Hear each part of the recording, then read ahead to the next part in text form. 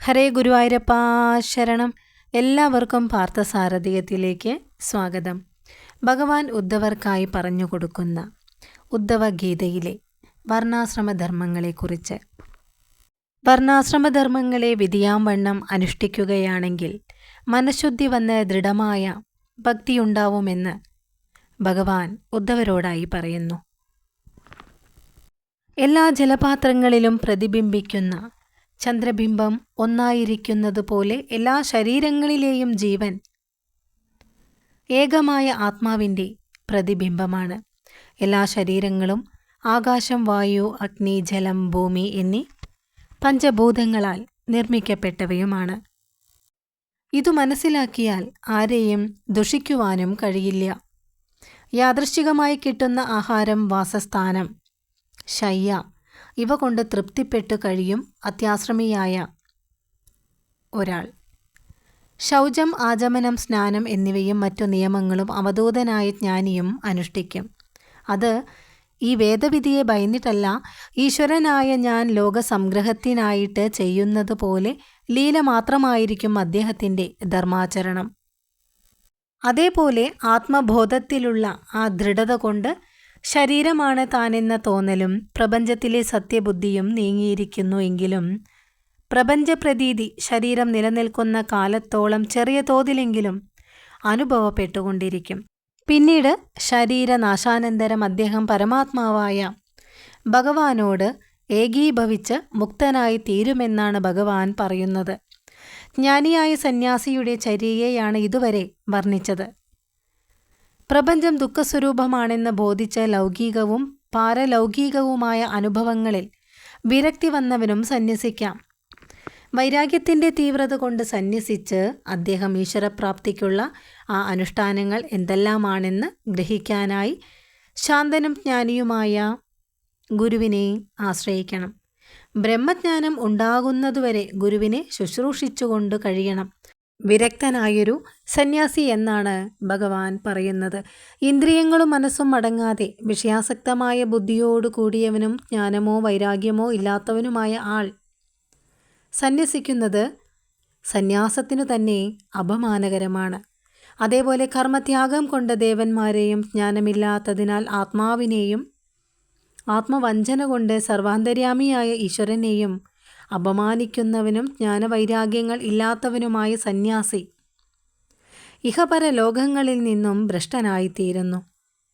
സന്യാസിയുടെ ധർമ്മം മനസ്സിനെ ശാന്തമാക്കി വയ്ക്കലും അഹിംസയുമാണ്.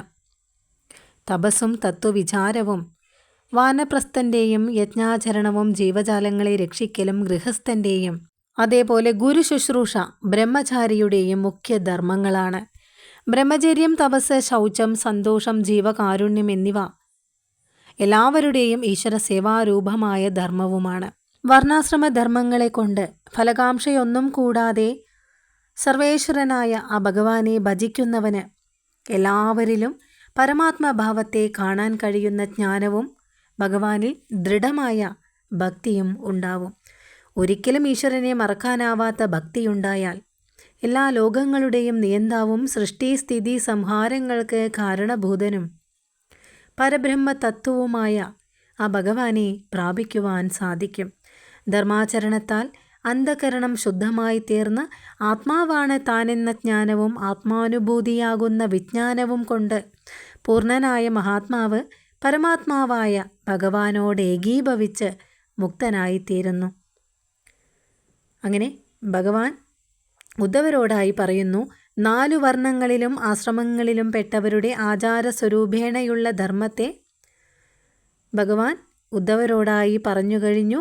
ആ ധർമ്മങ്ങളെ തന്നെ ഭക്തിയോടുകൂടി ആചരിക്കുകയാണെങ്കിൽ പരമശ്രേയസ്സായ മോക്ഷപ്രാപ്തിക്കാണ് കാരണമായി തീരുന്നത്. ഇനി ഭഗവാൻ ഉദ്ധവരോടായി പറയുന്ന ജ്ഞാനവും വിജ്ഞാനവും.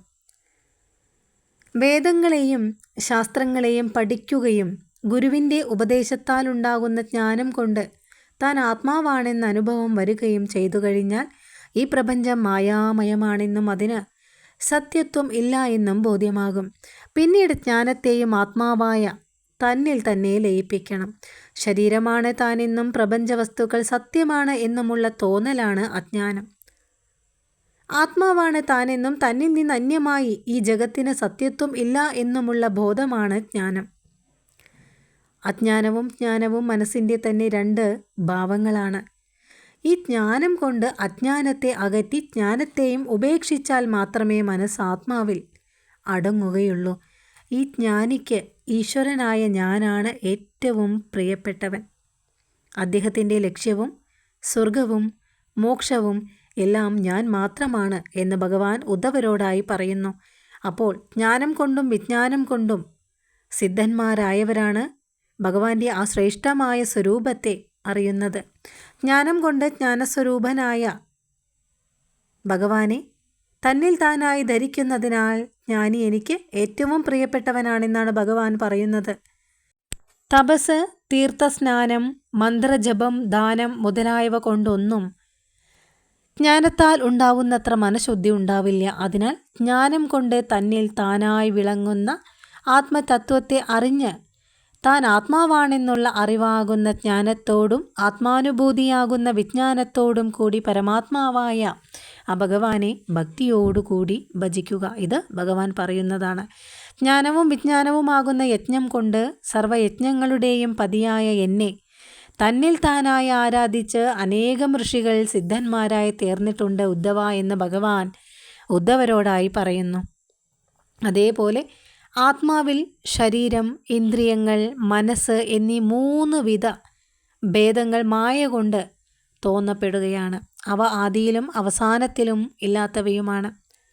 വർത്തമാനകാലത്തു മാത്രം ഉള്ളതായി പ്രതിഭാസിക്കുന്നവയാണ് അറിവാകുന്ന ആ അങ്ങയിൽ അവ ഉണ്ടായി നിലനിന്ന് നശിക്കുന്നത്.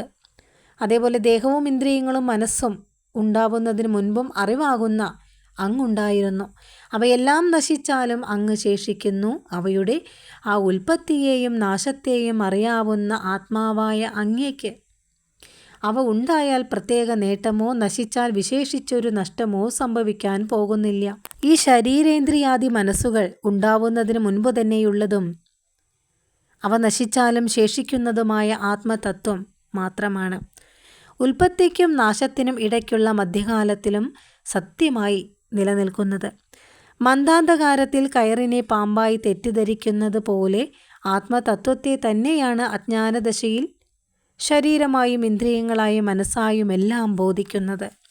ഇപ്രകാരം ഭഗവാൻ പറഞ്ഞപ്പോൾ ഉദ്ധവർ ചോദിക്കുകയാണ്, വിശ്വേശ്വരനും പ്രപഞ്ചകാരേണ വിളങ്ങുന്നവനുമായ ഭഗവാനെ, ഈ വൈരാഗ്യം, ജ്ഞാനം, വിജ്ഞാനം എന്നിവയുടെ സ്വരൂപത്തെയും മഹത്തുക്കൾ അന്വേഷിച്ചു കൊണ്ടിരിക്കുന്ന ഭക്തിയോഗത്തെയും ഉപദേശിച്ചു തരുവാൻ കാരുണ്യമുണ്ടാവണേ എന്ന്.